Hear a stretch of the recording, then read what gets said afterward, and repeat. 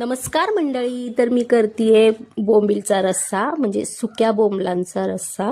त्याच्यासाठी आपल्याला कांदा तेलात घालायचा आहे, खोबरं घालायचंय, त्याच्यानंतर मग आपल्याला अद्रक लसूण घालून घ्यायचंय, छान तेलात परतून घ्यायचंय. हे सगळे जिन्नस मसाला वाटून घ्यायचा आहे. हा कोथिंबीर पण घालायची आहे.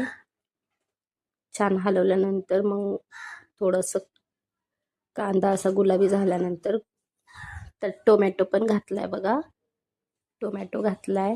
टोमॅटो पण छान शिजवायचा आहे त्यात थोडा. त्याच्यानंतर कोथिंबीर घातली आहे.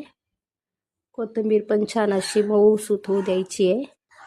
आता हा मसाला आपल्याला वाटून घ्यायचा आहे. त्याच्यानंतर तेलात ओले बोंबील घातलेत, स्वच्छ धुवून त्यातलं ते काळा धागा वगैरे काढून घ्यायचा आपल्याला.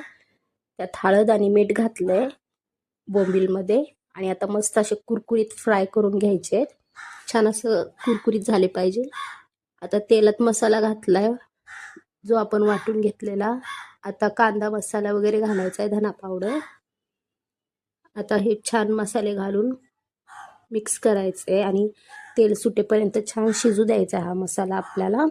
त्याच्यानंतर मग आता यात बटाटा घालायचा आहे, छान असे बारीक कापून. खूप जास्ती नाही बारीक कापायचे. बटाटा घालून पण छान मिक्स करून घ्यायचे ह्या पूर्ण मसाल्यात. त्याच्यानंतर आता सुके बोंबील घालायचे, छान मिक्स करायचं. आणि आपल्याला जितका रस्सा हवा तितकं पाणी घालायचंय. आणि उकळी आल्यानंतर त्यात कोथिंबीर सोडायची आहे. तर आता आपला रस्सा तयार आहे.